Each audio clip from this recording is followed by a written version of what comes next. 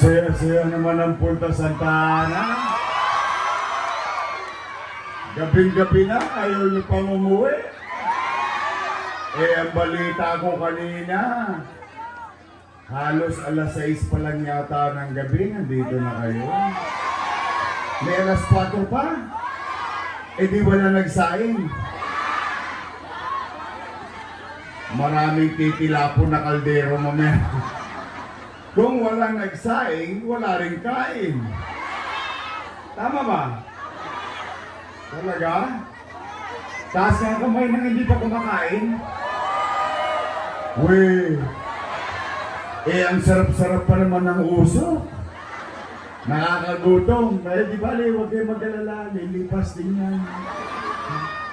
Mga nanay ko, mga tatay ko, mga lolo't lola ko, mga batang Maynila, magandang gabi sa inyo.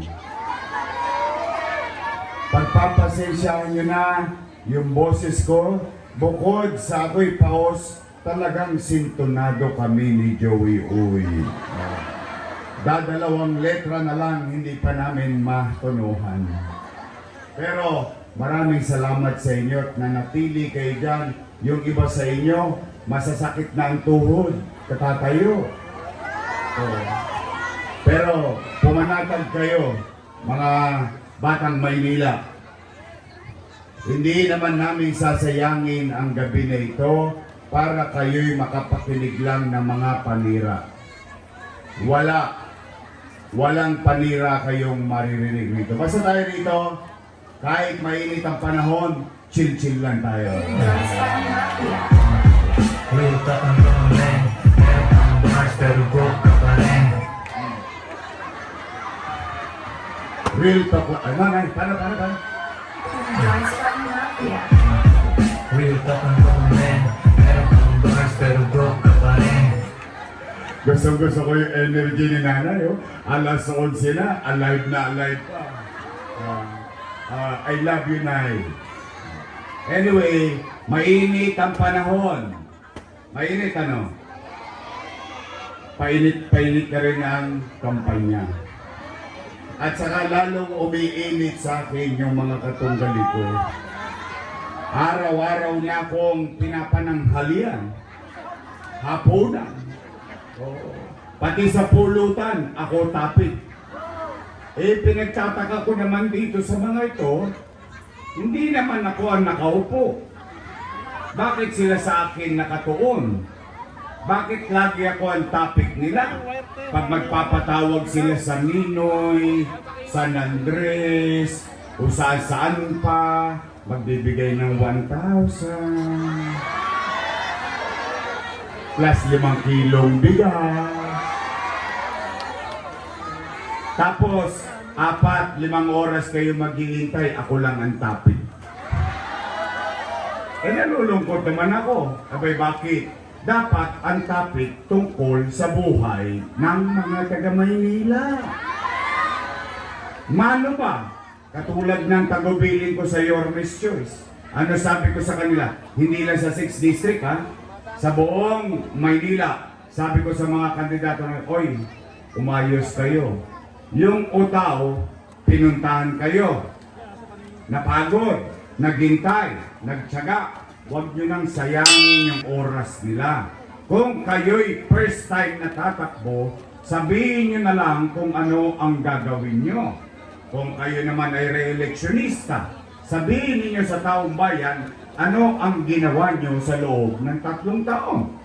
At pagkatapos, hayaan natin ng taong bayan ang magdesisyon. Tama ba? May nanira ba rito? May nandila ba dito? Kanina may nandila Ang galing din ni VP Sara. May bela no? Anyway, Nay, Tay, ako naman, wala naman akong kinukubli sa inyo. Nanulungkot lang ako. Ngayon, may pakaso-kaso pa.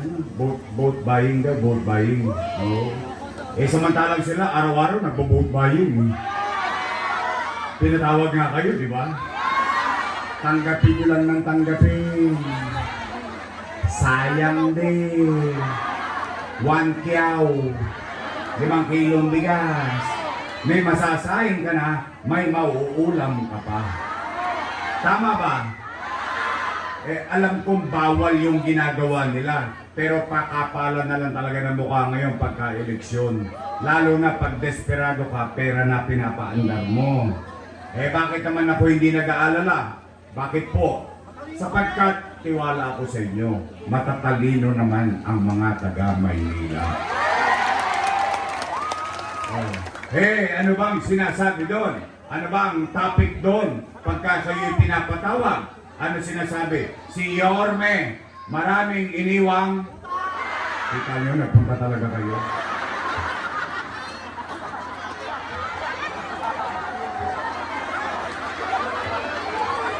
Huli pero walang kulong.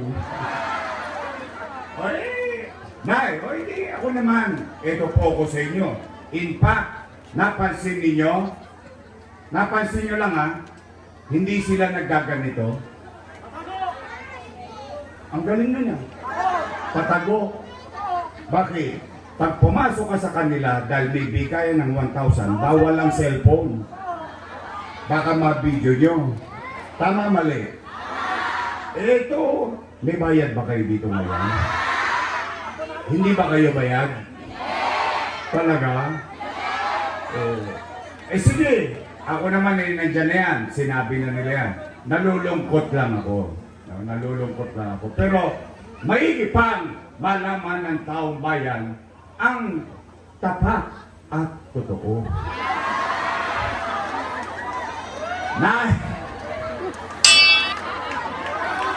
Paus pa ako niyan, ha? Hindi, nanginayang ako, nagtsagaan na kayo't makapaghintay. Sige! Ano sabi? Si Yorme, maraming iniwang real talk. Nay, tay, taas ang kamay ng may anak dito. May anak. Ayun, hanggang dulo, may anak. May anak kayo lahat. Real talk. Kapag walang makakain ang anak ninyo, gagawa nyo ng paraan. Di nga. Gagawin nyo ang lahat? Iraraos nyo? Yan din ang ginawa ko bilang ama ng 2 milyong Manileño noong panahon ng pandemya. Nay, tay, mga lolo't lola ko, mga batang Maynila, nung binoto ninyo kong mayor noong 2019, wala kayong narinig sa akin na sinisi ko yung sinundan ko na walang iniwang pera. Wala. Bakit? Bakit pa ako magtututuro ng daliri ko sa mukha ng iba? Binoto nyo na akong mayor, di-cargo ko na lahat. Ang problema noon. Tama, mali? Alam mo una kong ginawa, nilinis ko ang Maynila. Saan ka ba naman nakakita? Paglabas mo ng opisina ng mayor, puro echas na kagad ang naapakan ng mayor. So, umaayos, lumilinis, dinidisiplina, sumusunod ang tao. Kinakalawit ko mga talongges, 24 oras hanggang madaling araw. May mayor sa kalsada ng Maynila para magkaroon ng kapanatagan ang taong bayan habang naiimbing sila sa tulog. Umaangat na tayo, lumilipad na tayo, bigla tayong nadunggol. Boom! Panis. Ano ang nangyari sa atin? Nagkaroon ng pandemya. Anong masamang epekto ng pandemya? Wasak ang ekonomiya. Walang ekonomiya, walang hanap buhay. Walang hanap buhay, walang trabaho. Walang trabaho, walang pizza. Walang pizza, walang chicha. Tama, mali? Pero hindi. Kayo, hanggang doon sa Kodli, dito sa Nangka, at Wakali, kayo dito lahat nasa harapan, kayo yung mga testigong buhay, dahil yung ibang testigo ko patay na. Pinakovid eh. Wala mo tayong magagawa. Pero kayo na mga nangabuhay dito, kayo yung makapagsasabi, at least masasabi natin sa ating sarili, noong panahon ng pandemya, walang nagutom sa lungsod ng Maynila. Tama ba? Buwan-buwan may food box. Mayaman, middle class, mahirap. Per family, anong ibig sabihin? Halimbawa, ito, household, 2 pamilya, 2 food box. Tama, mali? Ito, kung 5 pamilya, 5 food box. Tama, mali? Buwan-buwan, hindi pa nga nauubos yung isa, dumarating na naman yung isa. Tama, mali? Oh, Nay, Tay, ilan yan? 700,000 families. Lagyan natin ang kwento ng kwenta. Dahil ito ang kwento na may kwenta. 700,000 times 1,000. No, magka? Patay.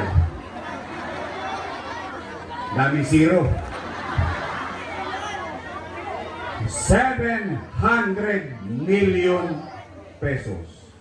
Malaki? Times 8 months. 8 times 7. 56. 5.6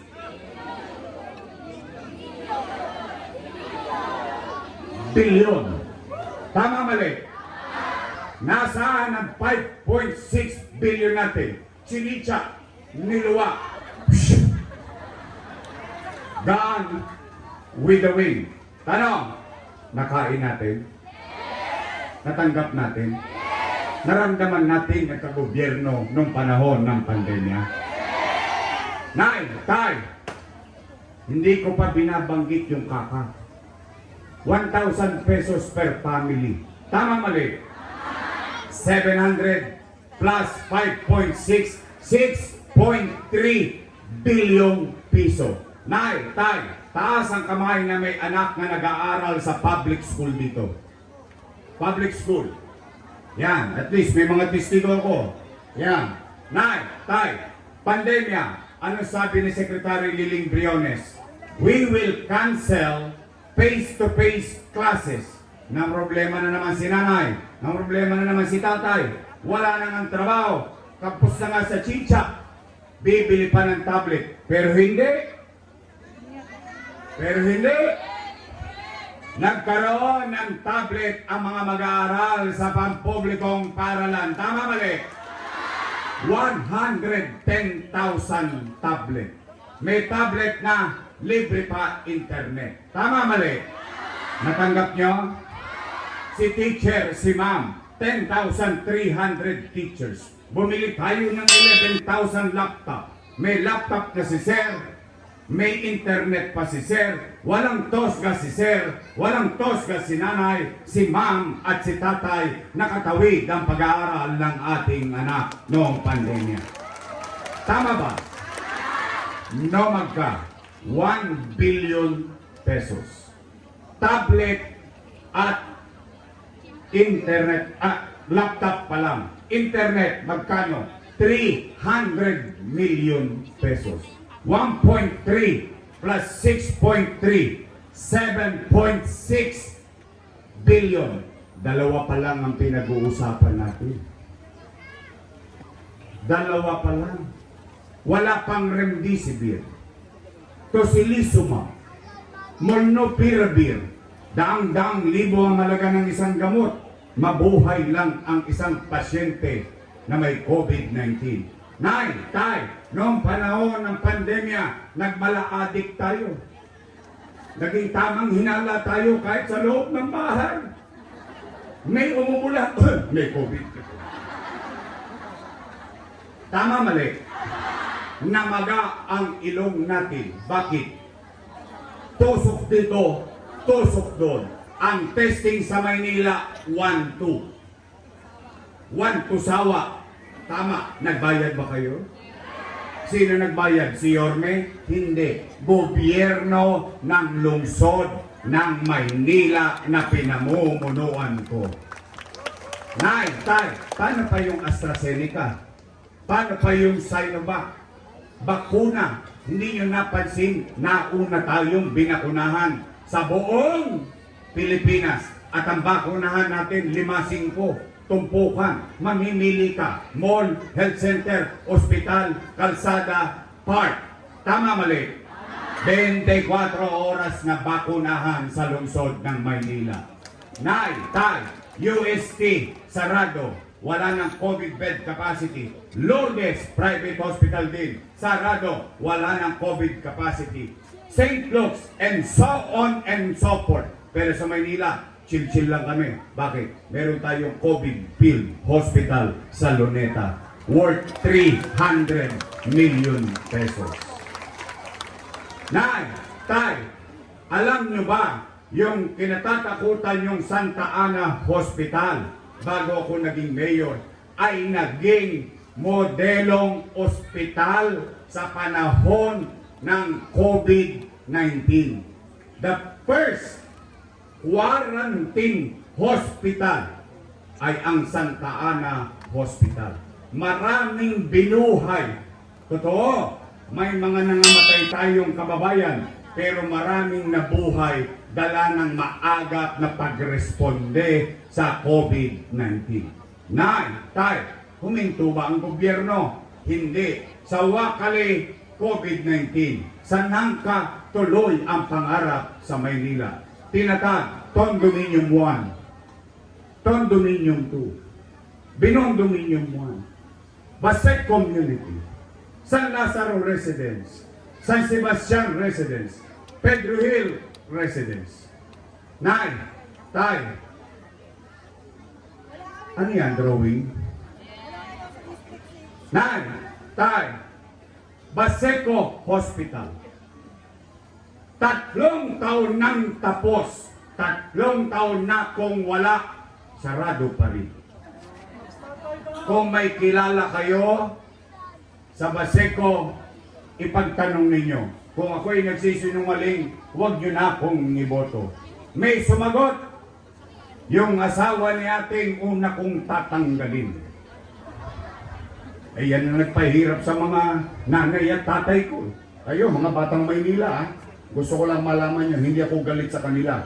Pero sa awa ng Diyos sa tulong nyo nakabalik ako, yan si Dr. Fox Pangan ang unang tatanggalin ko sa City Hall. Para lang malaman nyo kung bakit, para alam nyo kung anong dahilan. Yan ang nagpahirap sa nanay at tatay nyo, lolo't lola nyo, magpapacheck up lang sa health center, kailangan naka-online pa. Tama, mali. Kung hindi pa ako tumakbo, hindi ititigil. Tama, mali. Pero 2 years, pinahirapan niya mga matatanda sa Maynila. Eh, paano kung wala ka cellphone? Paano kung wala kang load? Eh, paano kung hindi ka marunong mag-online? Paalam na. Masama eh. Talaga. Oh, 10-story fully air condition bagong ospital ng Maynila na may CT scan machine, na may MRI machine. Ang pinagtataka ko lang, bakit hindi nyo pa nagagamit? Hindi ko po masasagot. Hindi po ako mayor. Pero tanong, Yorme, mahal ba yan? Opo. No, magka? 1 million? Hindi. 10 million? Hindi. By the hundreds of millions, yang MRI at CT scan machine. Bakit ko yan binili? Pagkamahal-mahal. Sapagkat ang mayaman kaya magbayad ng 30,000 para magpa-MRI. Kaya magbayad, magpapa-CT scan ng 7,000, 10,000. Pero ang mahirap, kahit may 10,000 siya, lalo't may edad na siya, kikimkimin na lang niya yung sakit niya at yung 10,000 at yung 20,000, itatago niya, ibibigay na lang niya at makain ng pamilya niya. Kaya nakukuha ng mahirap pag may sakit, himaspirin. Himaspirin. Gagaling. Gagaling ka rin. Tama ba? Oh. Nay, Tay, Rosario Almario Elementary School, 10-story fully air-conditioned public school. Manila Science High School, 10-story fully air-conditioned public school. Albert Elementary School, 10-story fully air-conditioned public school. Magsaysay High School, bago ko umalis, fifth floor na. 3 taon na ako, wala, fifth floor pa rin. Pansinin niyo po, pag nasa Espanya kayo, UST, yung bandang kanan, yun ang Magsaysay High School. Bakit nabitin? Hindi ko alam. Hindi naman ako mayor eh. Kaya po, Nay, Tay, tanong, tumigil ba ang gobyerno? Kaninong pera ito? Kay Yorme? Pera ng taong bayan. Eh saan mo kinuha? Eh ginawa ko ng paraan. Bakit? Ganun ang pagiging magulang. Ganun ang pagiging ina. Ganun ang pagiging ama.